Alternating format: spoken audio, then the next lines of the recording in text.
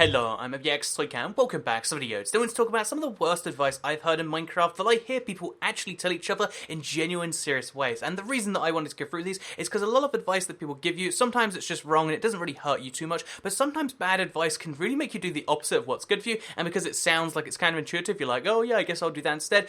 Basically, I figured in today's video, why not talk about some really bad advice I've actually heard of Minecraft, and why it's wrong, and why you shouldn't do it if you've heard it too. So hopefully you do and enjoy this video. Like if you do, because it helps out the channel and lets us know you do like these sorts of videos. But with that said, let me get straight into it and knock this script away and talk about the very first piece of advice, which is pretty terrible because, again, it sounds really logical on the surface because it works in certain, mini games on the PC, it works in certain places, but basically the advice here is to cover up your bed entirely so that no one can find it and no one can, track down where you're respawning, or so you can, keep your respawn safe, or whatever reason people actually give. However, this is a really terrible idea because if you don't know, basically the way bed spawning works is you'll try to spawn you just over here, to the right of the bed. If it can't spawn you there, it'll move you various, places around until it, it's moved all the places. And if it can't move, spawn you in any place around the bed, then it won't let you spawn there. So if you surround your bed entirely with, let's say cobblestone at first, then that means that what's going to happen is you're going to spawn on top of your bed. But if you then cover the top of your bed with, again, let's just make up a block like wood planks like this, then you're going to actually, cover up all the spots where you can spawn near your bed, and you just won't spawn there. That's right, your bed basically stops working. And it's funny because people go through all of this effort to protect their bed, but really they're the ones destroying it. And to me, that was a little bit, I guess, beautiful, ironic, whatever word you want to use for it, but it's something I see a lot of people genuinely doing, and it kind of hurts my soul just a little bit. So yeah, don't do it, it's bad for you or something like that. But the second piece of bad advice I actually hear is not necessarily quite so bad, but it is really time wasteful. Again, it does the exact opposite of what you think it's doing, because it is to do with, chopping down trees and trying to get apples. So apples aren't that, important just in regular everyday Minecraft, because how often do you really need them? But when you're playing UHC, you're gonna need those golden apples, and one of the parts of the golden apple recipe is the apple. So a lot of people think you chop down a tree and then you start messing around with the leaves. You're like, okay, yep, I'm gonna punch these, and some people even then use a saw to do it because it's an entirely valid way to do things. However, the the thing about this is a lot of people then hear the advice of like, okay, here's how you get apples more. If you break the block yourself, you're way more likely to see it. And although this kind of seems true because you're breaking them faster, truth be told, you get the exact same odds of getting an apple from any leaves, which is 1 in 200 by the way.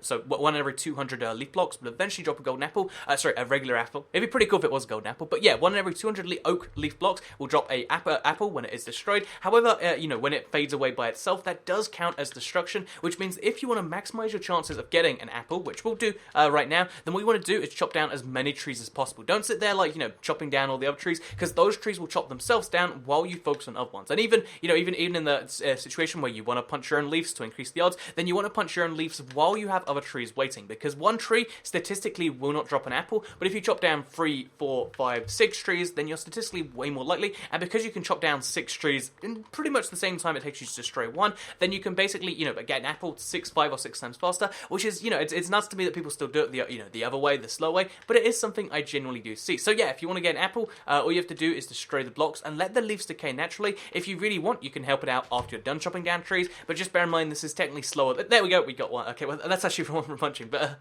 just kind of through the point a bit weirdly there. But you're actually going to see that it will happen naturally too if we wait around long enough, which we'll come back here later perhaps, and I'm sure, okay, there we go, we've found one naturally too. So as you can see, now I got 2 apples because I was punching one, and I got one which spawned naturally, as opposed to if I was just, punching trees the whole time, I probably only have the 1 apple. So, yeah, with that said, let me move on to the third bad piece of advice that I have actually heard people give to each other, which is to do with mob finding. So I hear this in so many different variants, and the problem with it is it encourages people to go to biomes which they don't really need to do far within the house, because the advice is either like go to a desert to find an enderman, which has a tiny bit of truth to it because you see more stuff, but you also hear stuff like go to a swamp to find more witches. If you want to find more of this or that, you go to this biome. And although there are some exceptions where yes, you'll find more from mobna biome, so for instance chickens and jungles, for instance, that works quite well.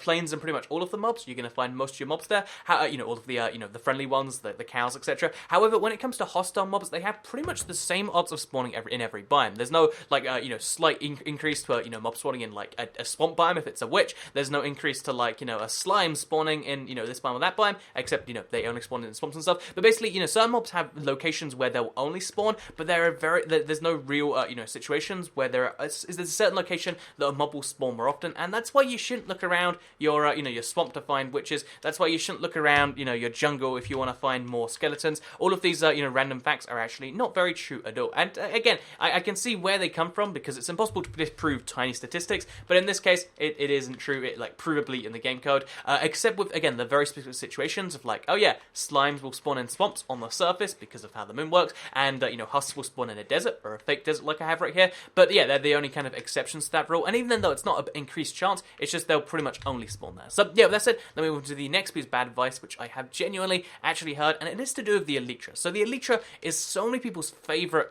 like, item in the game right now, right? Like, I really enjoy the Elytra. I'm sure you really enjoy the Elytra too. However, I see a lot of people, flying it in a way that, like, I guess is entirely, kind of hurts, because it seems like the best way to do it would just be to aim straight ahead. And this is, I've actually heard this advice, just, like, aim straight ahead for the Elytra, and then you'll get the best angle from it, because it's like a diagonal fall. So if I go like this, as you can see, it feels like I'm gliding at a pretty cool rate, but this is actually really wasteful in the game. Also, I got a lot of speed there. It's actually kind of wasteful in the grand scheme of things, because although, it is kind of good to go straight forwards, or a little bit below straight forwards, that's mostly to pick up speed. As soon as you actually have, the max speed, which it's hard to guess exactly where it is, but as soon as you have a lot of speed, let's just say, then you don't want to be going at that height. You want to be not slowing down, but not speeding up either, because you can't speed up once you hit the maximum speed, so it's kind of just a waste of your, okay, we're going to have to fly up here. So what you want to do instead is you want to kind of fly upwards, just like this, then down, and then up. And although, the speed of that is something that's really tricky to master, if you can do it, you can fly the Elytra something like 50 or 60% further, which is pretty darn impressive. So no, I'm going to try and stack myself, let's just use the upward blocks, and let's stack ourselves to the very top of this place, so I can talk about the next really bad piece of advice, which is to do with it's to do with minecarts, because minecarts are something which significantly changed on the console twice, actually, and then they reversed it, but still, minecart speeds are at least twice as fast on console than they are on the PC. It's really funny when you go to the PC and like try it, you're like, oh, this is just super slow, but truth be told, it is just the console that's faster.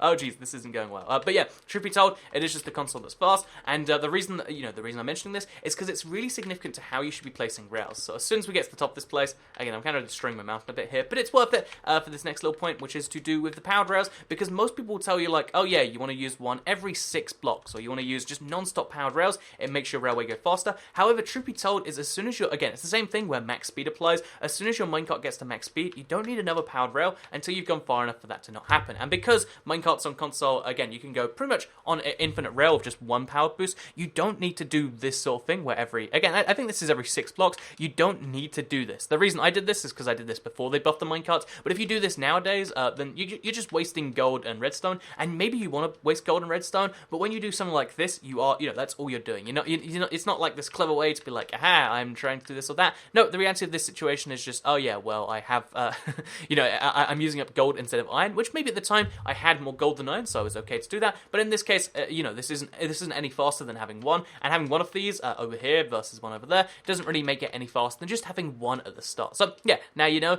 don't use all of those sorts, don't use too many powered rails, because you are just wasting your own gold. If you want to waste your own gold, that's fine, but it's not like a big power boost, because it feels like it should be. It feels like, 10 of those in a row should be, but not in this particular case. Anyway, let's move on to the next, the final piece of terrible advice I've actually heard, and it comes in from the comment sections of all of my videos, because people will say stuff like, oh, it's like, you only ever need a sugarcane farm, which is enough to get you, enchantment done, like, perhaps this thing over here, but I think that is just terrible advice all round. So, yeah, what's the very worst piece of advice I've ever heard in Minecraft? I think the worst piece of advice is to have a small sugarcane farm. I think there is no such thing as too much sugarcane, because honestly, sugarcane is one of the most fun resources to mine, so if you want to have a sky height to bedrock, like 10 block wide by 30 block thick, sugarcane farm, I think you can go ahead and do that, and I would entirely encourage you, in fact. So anyway, yeah, that last one is a fun little joke, but I really do recommend a sugarcane farm. They are great fun, and if someone says that you're overdoing it, then say that no, they're the ones overdoing it, and I'm totally sure that'll work. So yeah, with that said, hope you enjoyed this video. Like if you liked it, share if you really liked it, and subscribe if you're new around here, because I make videos like this one every single day on my channel, and if you subscribe, you'll see them daily on your homepage. Thank you all very much for watching, and I'll see you all next time. Goodbye.